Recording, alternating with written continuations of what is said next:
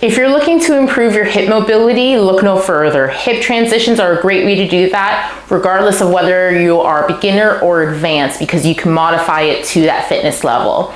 You want to start with sitting on the floor, feet are hip width apart, and our hands are going to sit behind us, flat on the floor with the shoulders back. Then we're going to sneak in some chest stretching and shoulder stability at the same time.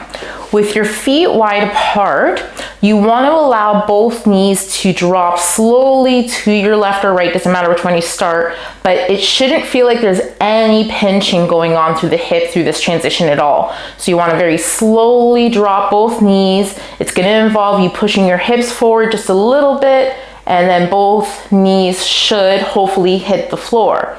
Then we're going to, again, without moving our hands, slowly lift both knees, keep our feet relatively in the same place, and then switch the position. Again, I'm not moving my hand to accommodate the mobility. We're getting the joint lubricated and moving around, and using passively the joints to create good range of motion. And then if you're able to do it quicker, you just speed it up. Again, you should not feel any pinching throughout the hip joint, but if you do, I would recommend you stop, because then this could aggravate the hip pinching and pain that you're feeling.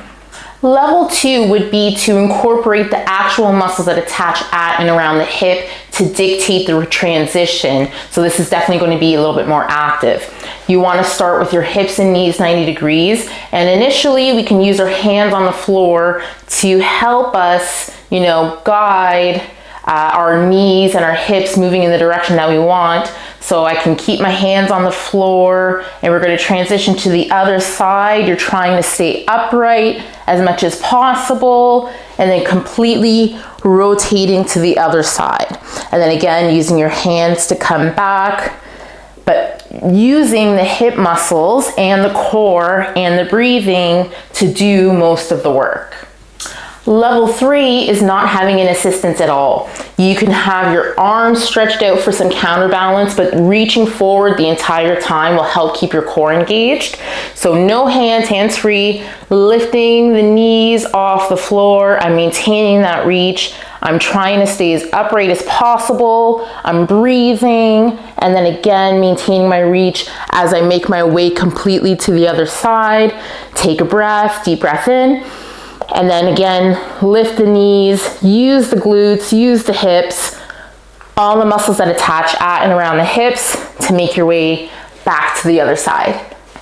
If you are feeling pinching, I don't recommend this exercise, because you're going to be trying to drive range of motion that might not be there just yet. And I would see a movement professional to help get you there. But that is the active hip transitions.